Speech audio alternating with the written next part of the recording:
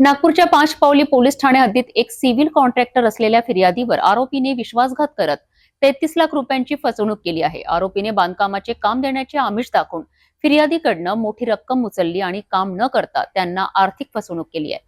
Police पुढील तपास सुरू करत आहेत। याच्यामध्ये एक स्वप्नील मोरेश्वर जांगले नावाचे फिर्यादी आहेत।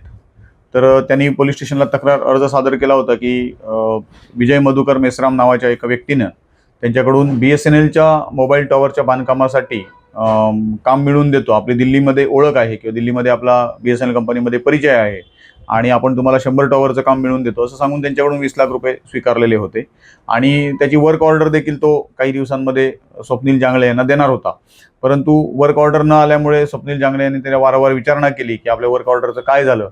त्यावेळी विजय मधुकर मेश्राम यांनी सांगितलं की अजून वर्क ऑर्डर आलेली नाही, परंतु आपल्याकडे जी काही टॉवरची बांधकामाची कामं आहेत, आपल्या नावे जे कॉन्ट्रॅक्ट्स आहेत ते तुम्ही 10 टॉवर बांधकामं करा, वर्क ऑर्डर येईपर्यंत आपण ते काम करूया।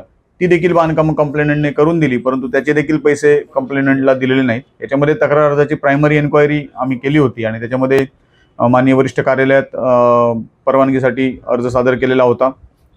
याच्यामध्ये माननीय SCP श्वेता खाडे मॅडम आणि माननीय DCP महक स्वामी मॅडम यांच्या सूचनेप्रमाणे चौकशी अंती हा गुन्हा दाखल करण्यात आलेला आहे। याच्यामध्ये एकूण 33,90,000ची जवळपास फसवणूक रक्कम आहे।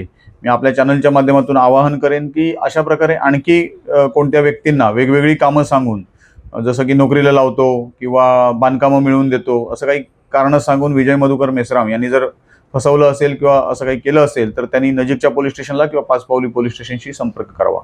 आरोपीच्या या विश्वासघातामुळे फिर्यादीला मोठा आर्थिक फटका बसला आहे। पोलिसांकडनं तपास सुरू असून आरोपीला लवकरच अटक केली जाईल अशी अपेक्षा आहे।